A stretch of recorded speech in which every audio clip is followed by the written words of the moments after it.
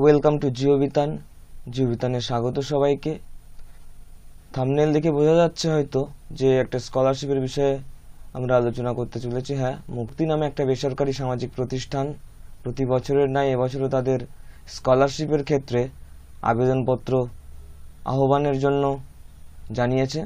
তারা একটা leaflet WhatsApp বা সামাজিক মাধ্যমে সার্কুলেট করেছে, যেখানে পুরোটা ইনফরমেশন এবং আবেদনের যে অনলাইন লিঙ্ক সেটা প্রোভাইড করেছে। তো সেই বিজ্ঞপ্তির শীটটা আমাদের কাছে আছে, যেটা স্ক্রিনে আপনারা দেখতে পাচ্ছেন। Talented students sponsorship program 2024 organized by Mukti. কারা আবেদন করতে পারবে?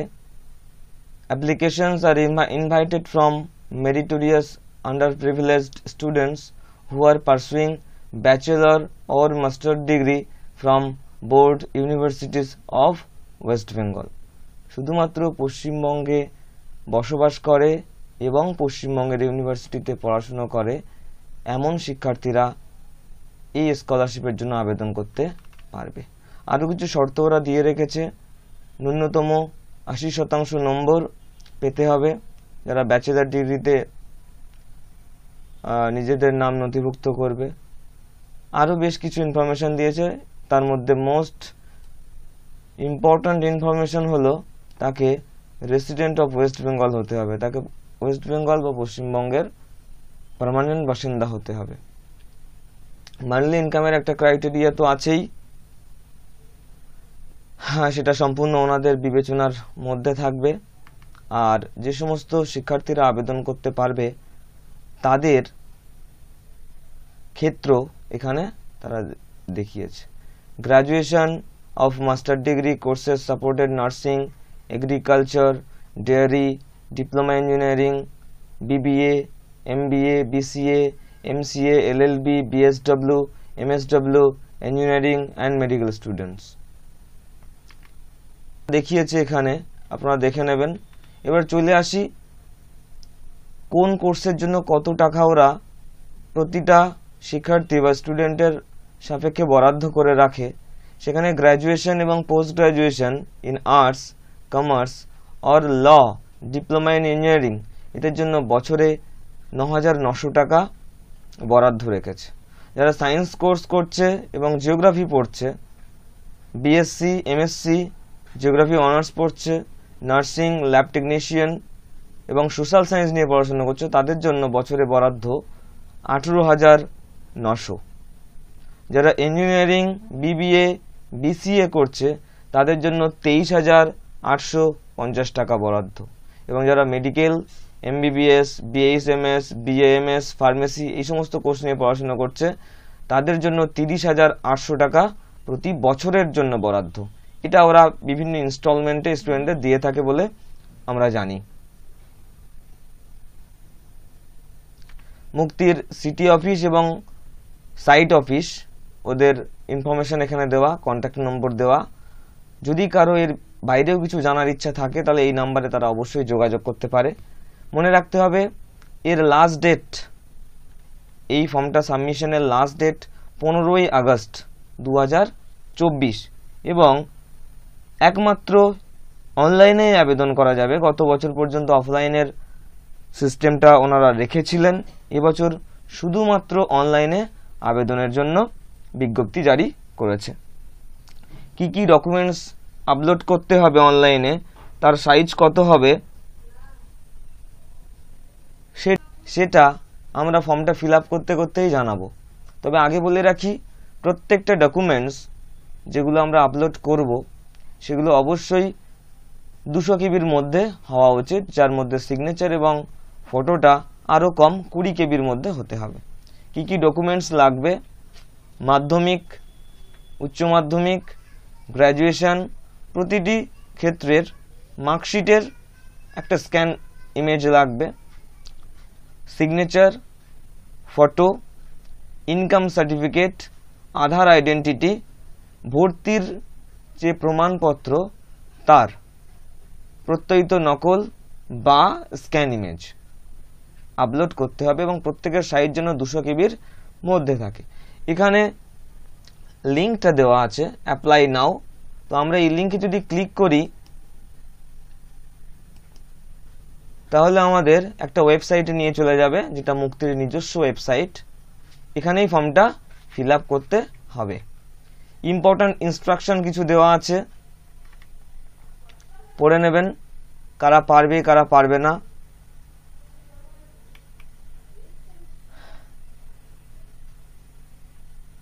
The following supporting documents should be uploaded along with the application. অ্যাপ্লিকেশনের সাথে এই সমস্ত ডকুমেন্টগুলো আপলোড করতে হবে।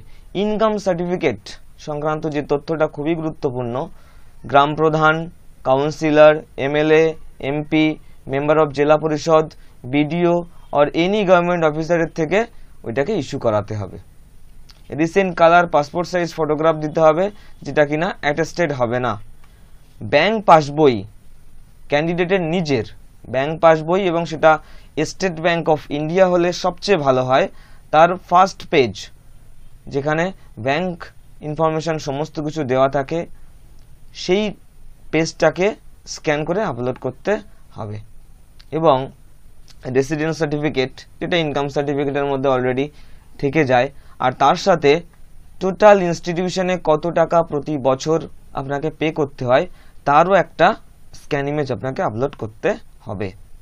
এখানে ওনারা দিয়ে রেখেছেন নট মোর দ্যান 1 MB। আমি বলবো এটা 200 থেকে 300 কেবির মধ্যে যাতে আমরা আপলোড করি।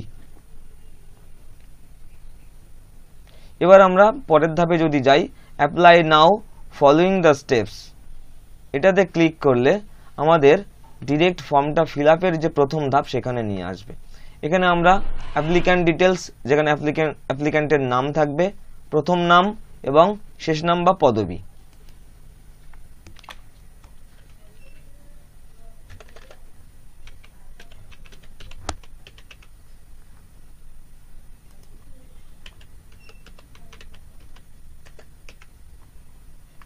ফিল আপ করলাম, নাম দিলাম, জেন্ডার চুজ করব, কাস্ট সিলেক্ট করতে হবে, রিলিজিয়ান আইডেন্টিটি সিলেক্ট করতে হবে, আদার্স অপশন থাকছে, ডেট অফ বার্থ এখান থেকে আপনাকে সিলেক্ট করতে হবে,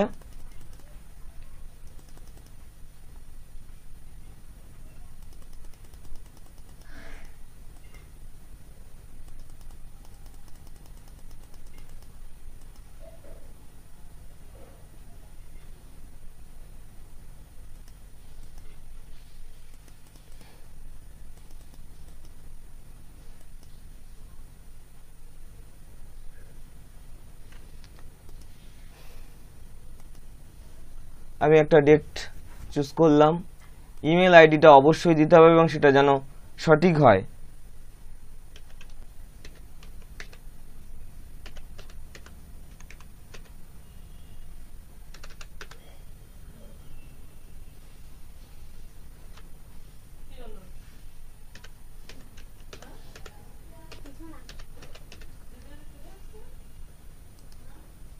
এবার এখানে ফাদার্স নেম লিখতে হবে, first name and last name.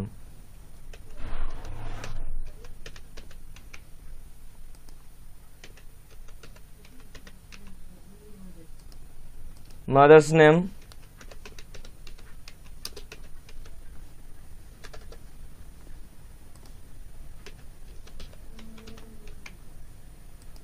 Father's occupation, এখানে অনেকগুলো অপশন দেওয়া আছে, তার মধ্যে থেকে চুজ করতে হবে। প্রাইভেট জব আছে এবং প্রাইভেট টিউটর এটাও আছে।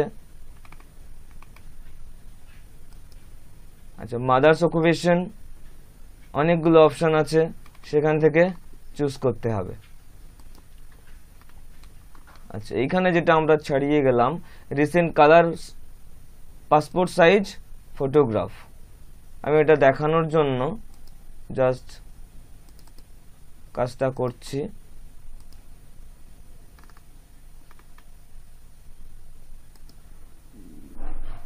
কন্ট্যাক্ট নাম্বার, প্যারেন্ট, স্টুডেন্ট এবং হোয়াটসঅ্যাপ নাম্বার, এটা কিন্তু একদম সত্যি হওয়া চাই এবং যে কোনো মুহূর্তে যদি ক্যান্ডিডেটের কাছে কল আসে তাহলে যেন রিসিভ করা যায় সেরকম নাম্বার কিন্তু এখানে বসাতে হবে।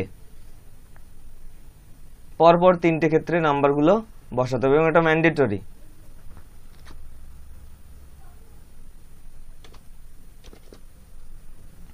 এরপর আসে আধার নাম্বার। আধার নাম্বারটা বসাতে হবে সঠিক।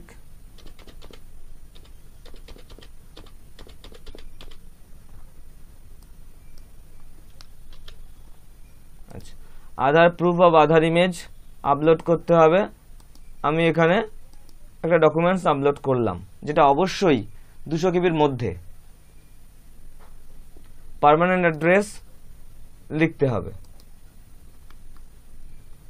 লোকেশন দিতে হবে। লোকেশন মিন্স নিয়ারেস্ট লোকেশন বাড়ির। কোনো ল্যান্ডমার্ক থাকতে পারে, যেমন এখানে ল্যান্ডমার্কটা দিয়ে রেখেছে। আমি যদি এখানে দিয়ে দিই একটা জায়গার নাম দিয়ে দিলাম যেখানে আমি থাকি এবং তার নিয়ারেস্ট ল্যান্ডমার্ক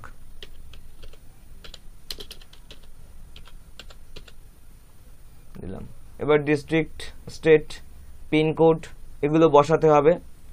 প্রেজেন্ট অ্যাড্রেস, যদি আগের এই অ্যাড্রেসটা এবং মানে পার্মানেন্ট অ্যাড্রেস এবং প্রেজেন্ট অ্যাড্রেস সেম থাকে তাহলে এখানে ক্লিক করলে অটোমেটিক্যালি এগুলো ইনপুট হয়ে যাবে।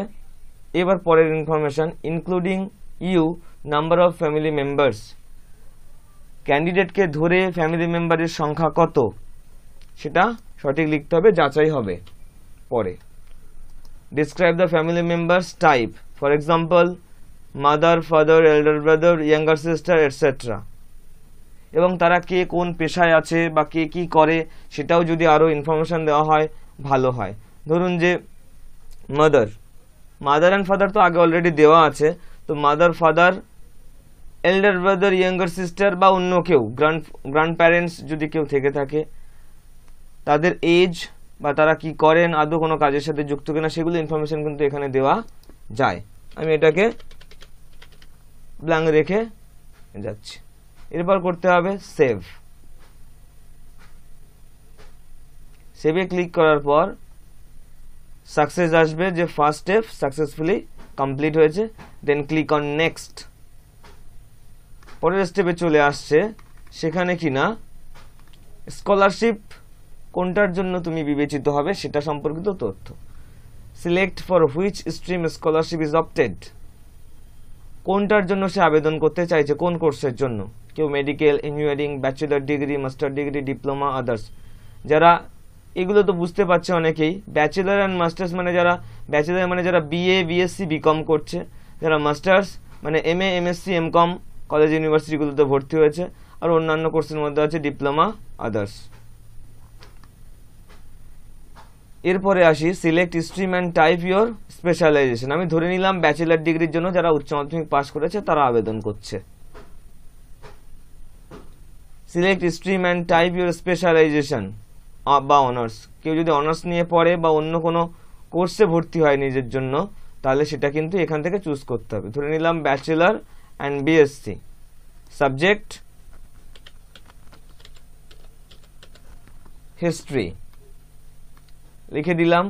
আর এমবিবিএস, তারা এমবিবিএস লিখবে এখানে, বা তাদের এখানে চুজ করার পর, এটা তো ম্যান্ডেটরি নয়, এখানে সিলেক্ট আছে, এমবিবিএস সিলেক্ট করার পরে ইনফরমেশন এখানে ইনপুট করবে।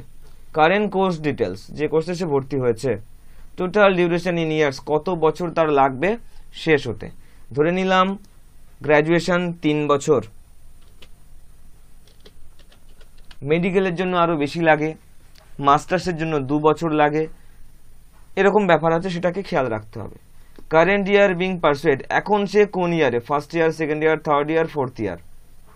ফার্স্ট ইয়ার, যে ইয়ারে সে সেটা অ্যাপ্লাই করবে। কেউ সেকেন্ড ইয়ারে থেকেও কিন্তু মুক্তি স্কলারশিপ আবেদনের সুযোগ পেতে পারে, এটা মনে রাখতে হবে। কোন ইনস্টিটিউশনে সে পড়ে,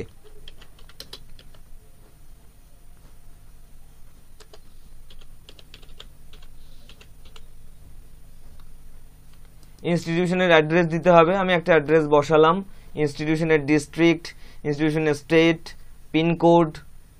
এন্ট্রান্স টেস্ট যদি কেউ দিয়ে থাকে তাহলে সেই টেস্টের নাম, তার র্যাঙ্ক, কোন ইয়ারে সে অ্যাপিয়ার করেছে, এই সমস্ত ইনফরমেশন দিতে হবে, যদিও এটা সবার জন্য ম্যান্ডেটরি নয়। Year of admission of the current class, current ক্লাসে কোন ইয়ারে সে অ্যাডমিশন নিয়েছে, মানে এখানে ইয়ার অফ অ্যাডমিশন মানে সালটা লিখতে হবে। ইয়ার অফ কোর্স কমপ্লিশন, কোন ইয়ারে তার কোর্স কমপ্লিট হবে, তাহলে এখানে 27 সাল ধরে নিলাম, যে সালে সে ভর্তি হয়েছে ঠিক সেরকম কোনো একটা সাল সে লিখবে। ধরে নিলাম নভেম্বরে, 27 সালের নভেম্বরে শেষ হবে। এটা ইনস্টিটিউশন থেকে জেনে নিয়ে করলেও আরও ভালো হয়, বা আগের ইয়ারের দাদা দিদিদের থেকে জেনে নেওয়া যেতে পারে যে কত সালে কোন মাসে কোর্সটা কমপ্লিট হবে। একটা অ্যাপ্রক্সিমেট ডেট বা অনুমান করে একটা ডেট আমি বসিয়ে দিলাম। Admission fees of institution per year in rupees, প্রতি বছর অ্যাডমিশন ফি বাবদ ইনস্টিটিউশনে কত টাকা দিতে হয়, আমি ধরে নিলাম 6000 টাকা। Expenses on books per year in rupees, বইয়ের জন্য প্রতি বছর কত খরচা হয়, ধরে নিলাম 3000 টাকা। Hostel if applicable expenses per year in rupees, হোস্টেলের জন্য কত টাকা খরচা হয় সেটা এখানে দিতে হবে প্রতি বছর। আমি ধরে নিলাম 24,000 টাকা, যদি প্রতি মাসে হোস্টেল 2000 টাকা করে লাগে 24,000। প্রাইভেট টিউশন এক্সপেন্সেস পার ইয়ার, এটা যার যেমন হবে সে তেমন দেবে, কারোর 15,000 হতে পারে, কারোর তার বেশি হতে পারে, কারোর বা আরও কম হতে পারে। এবার এই টোটাল এক্সপেন্সটা ক্যালকুলেট করতে হবে, সমস্ত ক্ষেত্রে ক্যালকুলেট করে কিন্তু এখানে বসাতে হবে। কোনো রকম মিস ইনফরমেশন যদি এখানে অ্যাড হয়ে যায় তাহলে ফর্ম বাতিল হয়ে যাওয়ার সম্ভাবনা কিন্তু অনেকটাই বেশি। টোটাল করলে দেখা যাচ্ছে এখানে হয়েছে 48,000 টাকা। এটা সঠিক ক্যালকুলেশন করে নিতে হবে, আমি অতটা খেয়াল রাখতে পারছি না। এরপর বলছে proof of admission of the to the course and the tuition proof. এরপর আসি proof of admission to the course and the tuition fees paid or payable per annum duly certified by the institution authority. Upload image JPG, JPEG, PNG file is acceptable 10 KB। এটা 10 KB লিখে রেখেছে, কিন্তু হয়তো 10 KBর বেশি এখানে upload করা যাবে, আমি খোঁজ নিয়ে দেখেছি। তো 200 KBর বেশি যেন একদমই না হয়। আমি প্রায় 150 KBর একটা ফাইল এখানে আপলোড করছি, দেখা যাচ্ছে 240 KB সার্টিফিকেটটা কিন্তু আপলোড হয়েছে। টোটাল ইনকাম যেটা অ্যানুয়ালি সমস্ত সোর্স থেকে কত, আমি ধরে নিলাম 80,000 টাকা, বা তার বেশি হতে পারে কম হতে পারে। সঠিকটা এখানে বসাতে হবে, এটা কিন্তু যাচাই হবে। ইনকাম সার্টিফিকেট যে জায়গাগুলো থেকে এটাকে নিতে হবে, গ্রাম প্রধান, কাউন্সিলর, MLA এদের কাছ থেকে নিয়ে এখানে স্ক্যান করে আপলোড করতে হবে।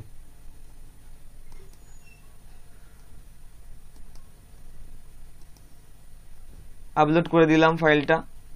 এরপর if the applicant received any stipend, scholarship, any other government scheme, যদি কোনো শিক্ষার্থী অন্যান্য কোনো গভর্নমেন্ট বা নন গভর্নমেন্ট স্কলারশিপ পেয়ে থাকে তাহলে সে তার নামটা এখানে দেবে, এবং এটাও কিন্তু যাচাই করা হয়। কোনো স্টুডেন্ট স্কলারশিপ অন্য জায়গা থেকে পায় তার মানে এই নয় যে সে মুক্তি থেকে স্কলারশিপ পাবে না। সমস্ত বিষয় যাচাই করার পর যদি মুক্তি কর্তৃপক্ষ মনে করে যে কে স্কলারশিপ দেওয়া যাবে, সে কিন্তু অবশ্যই মুক্তি স্কলারশিপের আওতায় আসতে পারবে। অ্যানুয়ালি সে কত টাকা পায় এবং তার প্রকৃতি কীরকম, মানে কেমন ধরনের স্কলারশিপ, সেটা সে এখানে অ্যাপ্লাই করবে। যে পায় না সে এখানে নীল লিখবে, দেন সেভ করতে হবে। Save successfully, second step, then click on next. এবার আসতে হবে আমরা এডুকেশনাল ডিটেলস ফিল আপ করবো, 3 নম্বর স্টেপে চলে আসবে। এখনো 2টো স্টেপ বাকি থাকছে। মাধ্যমিকে সে কোন ইনস্টিটিউশনে পড়তো তার নাম লিখতে হবে, ইনস্টিটিউশনের অ্যাড্রেস লিখতে হবে। আমি অ্যাড্রেস বসিয়ে দিলাম, যার যেমন অ্যাড্রেস সঠিক অ্যাড্রেস এখানে বসাতে হবে। কোন বোর্ডে সে পড়াশুনো করেছে, WBBSE, CBSE, ICSE বা আদার্স যদি থাকে মেনশন করতে হবে। ধরে নিলাম WBBSE আচ্ছা, West Bengal board of council higher secondary যারা উচ্চ মাধ্যমিক সেকশনে পড়ে তাদের ক্ষেত্রে এই জায়গাটায় ইনফরমেশন গ্যাপ আছে দেখছি, তারা কিন্তু অবশ্যই আদার্স করবে। যারা মাধ্যমিক সবে দিয়েছে, উচ্চ মাধ্যমিকে বা 11-এ নিজেদের নাম এনরোল করেছে, তারা আবেদন করলে তো এই সেকশনটা আবেদন করতে পারছে, কিন্তু যারা উচ্চ মাধ্যমিক দিয়ে কলেজে গেছে বা মেডিকেল, ইঞ্জিনিয়ারিং এসবে করছে, তারা কিন্তু আদার্স সিলেক্ট করবে। আদার্স সিলেক্ট করে কাজটাকে এগিয়ে নিয়ে যাওয়া যাক। ইয়ার অফ পাসিং, কত সালে সে পাস করেছে। পার্সেন্টেজ অফ মার্কস, কত পার্সেন্টেজ সে পেয়েছে।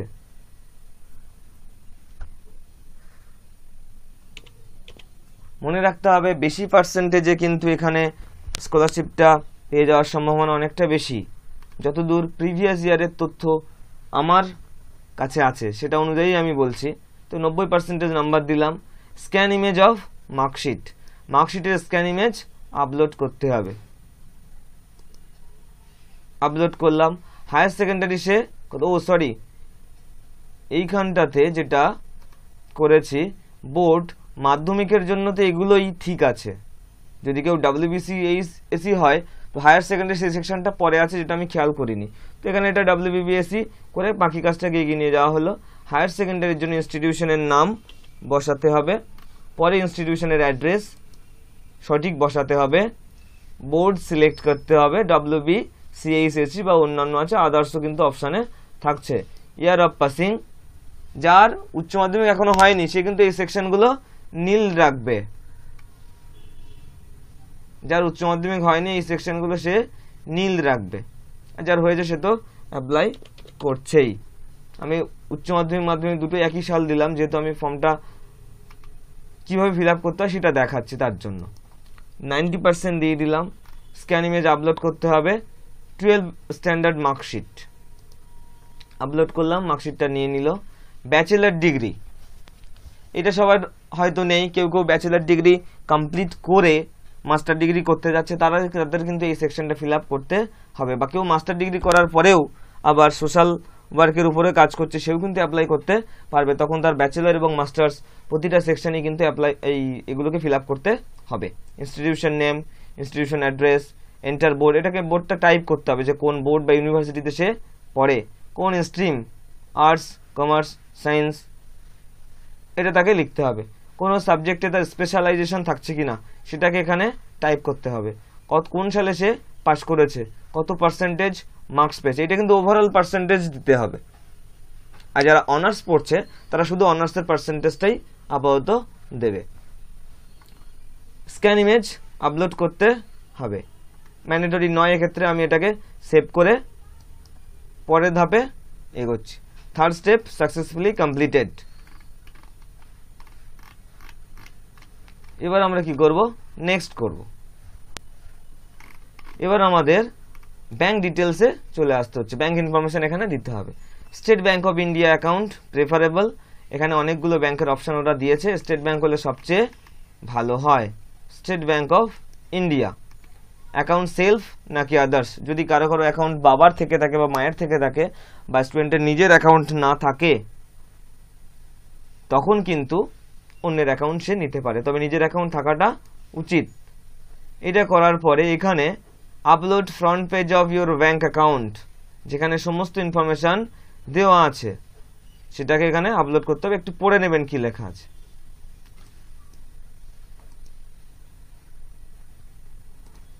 এটাতে ক্লিক করলাম, ফাইল সিলেক্ট করলাম, আপলোড করলাম, আপলোড হয়ে গেছে। আমি এটা অন্য ডকুমেন্টস এখানে আপলোড করেছি। এখানে ক্লিক করতে হবে with my best knowledge the above bank details are correct and verified. Check on করবেন, করার পরে সেভ করবেন।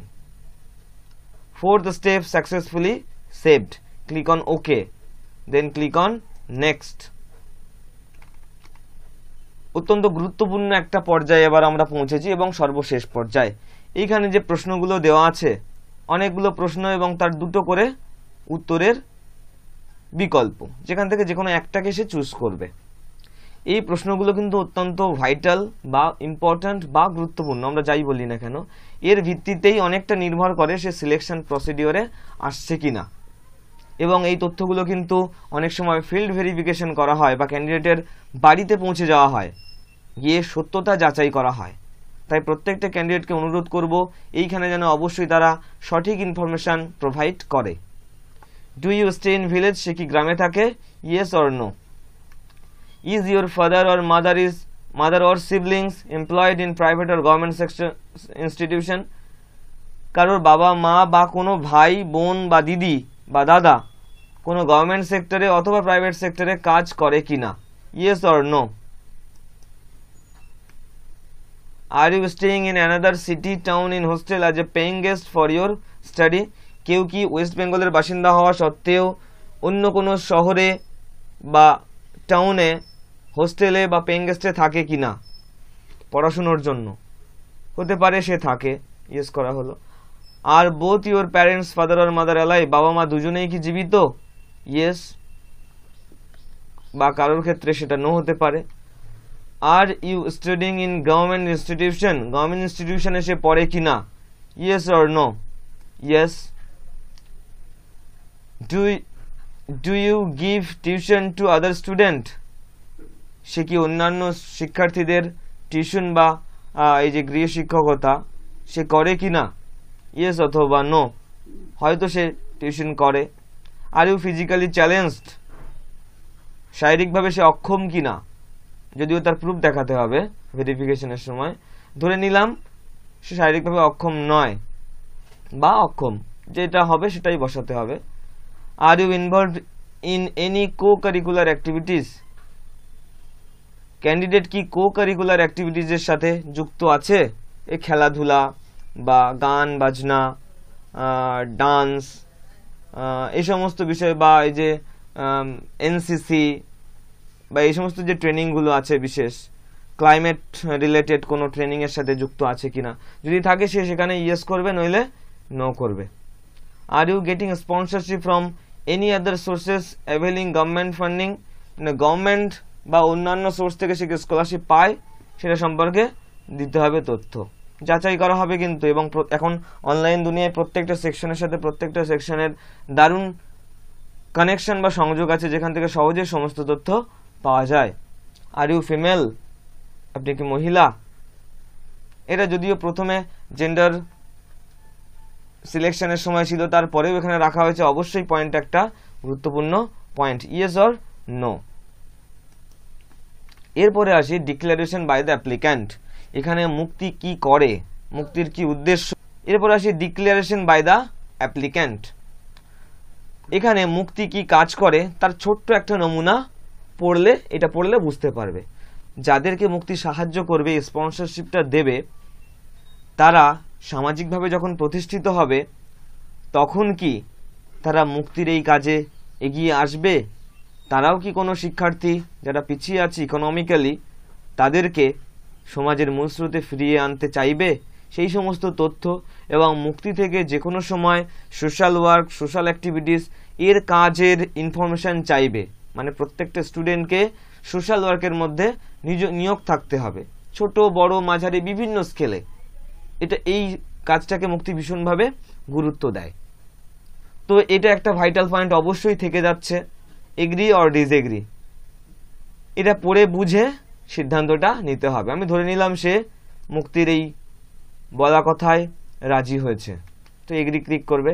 তারপর মুক্তি স্কলারশিপ পেতে গেলে তাকে 10 দফা কর্মসূচি পালন করতে হবে, এবং এটা কিন্তু অবশ্যই প্রত্যেকটা শিক্ষার্থী যারা স্কলারশিপের জন্য বিবেচিত হবে তাদের জন্য ম্যান্ডেটরি একটা সেকশন। এই 10 দফা কর্মসূচি তাকে অবশ্যই পালন করতে হবে, যেটা প্রত্যেকেই পড়ে নিয়ে অবশ্যই বোঝার চেষ্টা করবে। যদি মনে হয় এরপরেও আবেদন করব, মুক্তি স্কলারশিপ আমার প্রয়োজন, আমি সামাজিকভাবে একজন মানুষ হয়ে উঠব, মুক্তি সেই সুযোগটা কিন্তু অবশ্যই তাকে দেবে। এগ্রি। এরপর area, location of the applicant, কোন এলাকায় সে থাকে, মানে এটাকে মুক্তি বলতে চাইছে যে নিয়ারেস্ট ওয়েল নোন একটা প্লেস, সেটাকে বসাতে হবে। আমি ধরে নিলাম দক্ষিণ কলকাতার সোনারপুর, বা যদি ধরি বাঁকুড়ার বিষ্ণুপুর, নদিয়ার কৃষ্ণনগর, প্রত্যেকটা জেলা বা ডিস্ট্রিক্টের যে ইম্পর্ট্যান্ট ওয়েল নোন লোকেশন, কাছাকাছি বাড়ি, সেটা কিন্তু এখানে বসাতে হবে। রেফার্ড, রিকমেন্ডেড বাই, ফায়ার, who did you get the news. আচ্ছা, কোথা থেকে এই স্কলারশিপটা খবর আপনি পেয়েছেন, এইটা কিন্তু অত্যন্ত ভাইটাল জিনিস। আপনি যদি এই ভিডিওর মাধ্যমে ইনফরমেশনটা পেয়ে থাকেন তাহলে অবশ্যই লিখবেন ইউটিউব।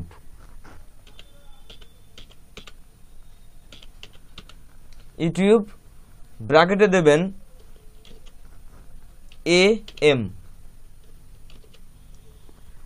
যদি আপনি অন্য কোনো সোর্স থেকে বা মুক্তি স্কলারশিপ পায় এমন কোনো দাদা দিদি বা আপনার পরিচিত কেউ তাদের থেকে পান, তাহলে তার নাম অবশ্যই এখানে লিখে দেবেন যে তার থেকে আপনি ইনফরমেশনটা পেয়েছেন।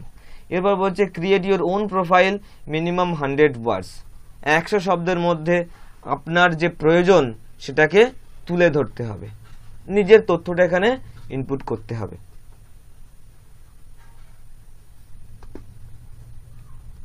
এখানে স্পেস আছে, 100 শব্দের বেশি কিন্তু লেখা যাবে না। আপনি কে, কি করতে চান, আগামী দিনে কি করতে চান এবং মুক্তির সাহায্য আপনার কতটা প্রয়োজন সেই সম্পর্কে 100 শব্দে লিখতে হবে। এরপর সিগনেচার আপলোড করতে হবে। সিগনেচারটা আপলোড করলাম এবং এটা কিন্তু ম্যান্ডেটরি, আমি কিছু একটা অবশ্যই লিখলাম যেটা কিন্তু অবশ্যই বিবেচনা করা হবে, তো ভেবে এই জায়গাটা লেখা উচিত। এরপর সিগনেচার আপলোডের পরে সেভ করব।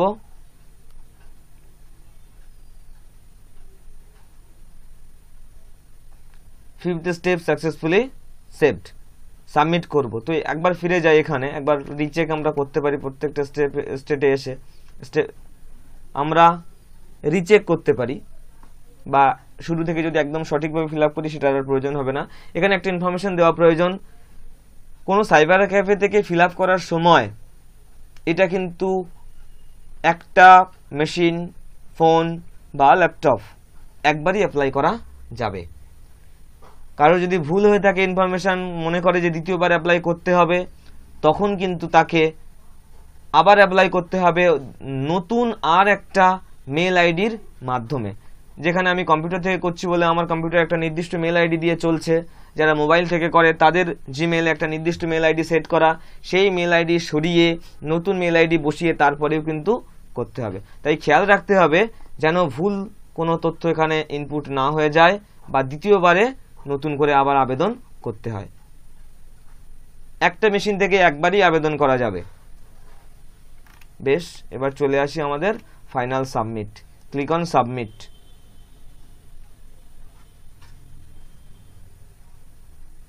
Your scholarship form successfully submitted, click on ওকে। আমাকে সরাসরি আবার সেই ফ্রন্ট পেজে ফিরিয়ে নিয়ে আসলো। ফর্ম ফিল আপ কমপ্লিট হয়েছে আশা করছি। এখানে মুক্তি তার কর্মসূচি এটা সম্পর্কে যদি আমরা জানতে চাই অবশ্যই ওয়েবসাইটে ভিজিট করতে পারি। এখানে বি এ স্পন্সর, কেউ যদি মনে করে কোনো সামাজিকভাবে প্রতিষ্ঠিত ব্যক্তি সে কোনো শিক্ষার্থীর দায়িত্ব নিতে চায়, সে কিন্তু অবশ্যই মুক্তির অফিসিয়াল সিস্টেমের সাথে নিজেকে সংযোগ করতে পারবে। মুক্তি সেই সুযোগটা দিয়েছে এবং আমরা সবাই মিলে মুক্তির এই যে চলার পথ সেটাকে যদি এগিয়ে নিয়ে যেতে পারি, সেটা কিন্তু আগামী দিনের সমাজ এবং আমাদের যে সোসাইটি তার জন্য খুবই ভালো হবে। তাই নিজে প্রতিষ্ঠিত হওয়ার সাথে অন্যকে যদি তার লক্ষ্যের দিকে এগিয়ে নিয়ে যেতে আমরা সাহায্য করতে পারি, সেটাই হবে আমাদের 21 শতাব্দীর চরমতম লক্ষ্য। ধন্যবাদ শেষ পর্যন্ত ভিডিওটা দেখার জন্য। আপনারা আবেদন করুন, কোনো জায়গায় সমস্যা হলে আপনারা অফিসিয়াল সিস্টেমে যোগাযোগ করুন বা আমার এই ভিডিও লিঙ্কে আপনার কোয়েরি জানান। আমি যথাসম্ভব চেষ্টা করব আপনাকে সহযোগিতা করার। আমাদের একটা টেলিগ্রাম চ্যানেল আছে যার লিঙ্ক অবশ্যই এখানে দেওয়া থাকবে, আর এই যে ফর্ম এরও অনলাইন লিঙ্কটা কিন্তু অবশ্যই ডেসক্রিপশন বক্সে দেওয়া থাকবে, যেখান থেকে আপনারা ডিরেক্ট আবেদন করার জন্য ওয়েবসাইটে আসতে পারবেন। Thank you everyone.